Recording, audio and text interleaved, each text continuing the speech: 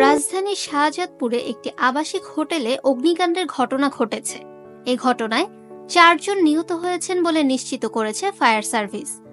আজ সোমবার দুপুরে ফায়ার সার্ভিস নিয়ন্ত্রণ কক্ষের ডিউটি অফিসার রাশেদ বিন খালিদ এ তথ্য জানান।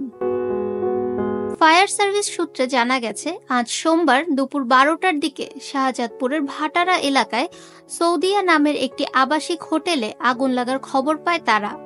খবর পেয়ে ফায়ার সার্ভিসের 4টি ইউনিট ঘটনাস্থলে পৌঁছে আগুন নিয়ন্ত্রণে আনার কাজ শুরু করে। পরে দুপুর 1:04 দিকে আগুন নিয়ন্ত্রণে আসে। 6তলা হোটেলটি 2য় তলায় আগুন লেগেছিল।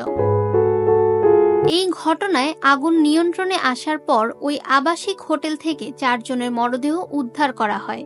ফায়ার সার্ভিসের মিডিয়া সেলের ভারপ্রাপ্ত কর্মকর্তা তালহা বিন জসিম বলেন, নিহত 4 জনের মরদেহ 6তলা থেকে উদ্ধার করা হয়েছে।